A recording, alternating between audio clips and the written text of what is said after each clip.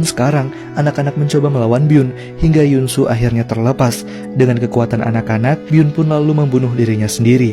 Nah dulu setelah si petugas panti asuhan mati, para anak-anak jauh lebih bahagia. Sekarang, anak-anak meminta Yunsu untuk tinggal bersama mereka karena hanya Yunsu lah yang peduli dengan mereka. Tapi Yunsu meminta anak-anak untuk keluar terlebih dahulu menjadi orang yang dewasa. Anak-anak sudah menggambarkan sebuah buku jika mereka akan hidup bahagia dengan Yunsu. Mereka ingin agar Yunsu berada dengan mereka selamanya. Jadi, apa yang telah terjadi memang sudah ditulis oleh anak-anak, dan cerita tentang Yunsu berakhir di sana. Tapi Yunsu bilang jika ada seseorang yang menunggunya, ia punya kehidupan lain. Anak-anak bersedih dan Yunsu juga menyuruh anak-anak untuk pergi dari sana. Tapi anak-anak tidak mau, ia masih ingin Yunsu berada di antara mereka. Yunsu yang tidak ingin berada di sana membuat anak-anak merasa jika mereka adalah anak yang nakal. Mereka bilang jika mereka bukanlah anak yang nakal, dan Yunsu segera memeluk mereka. Yunsu meminta maaf karena tidak bisa menjaga mereka lagi. Anak-anak mungkin bahagia jika Yunsu ada di sana, tapi Yunsu yang akan jadi tidak bahagia.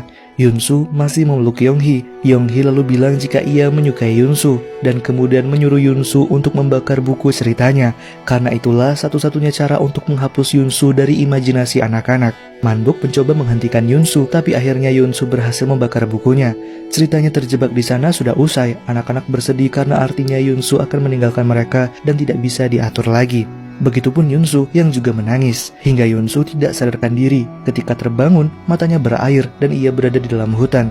Ia mencoba menelusuri hutan tersebut hingga akhirnya berhasil menemukan jalan keluar. Ia kemudian mendekat ke para polisi yang sedang menyelidiki kecelakaan yang menimpa Yunsu. Yunsu tampak sangat bingung dan polisi mempertanyakan kemana saja Yunsu selama ini dan keanehan lainnya tentang kecelakaan yang terjadi. Singkatnya, Natal pun tiba. Yunsu sudah menjadi seorang ayah. Ia tidak tahu apakah kisah tentang anak-anak yang ditemuinya dulu hanyalah mimpi atau benar-benar terjadi. Dan setelah itu, Yunsu mengumpulkan berita keanehan yang mungkin bisa menghubungkannya dengan kejadian aneh tersebut. Nah, dari berita yang ia dapatkan, Byun adalah seorang pendeta pembunuh anak-anak. Ia ditemukan meninggal dalam kecelakaan di jalan yang dilalui oleh Yunsu. Keanehan lainnya di jalan tersebut juga tersebar, tapi tidak ada satupun yang menjelaskan secara pasti.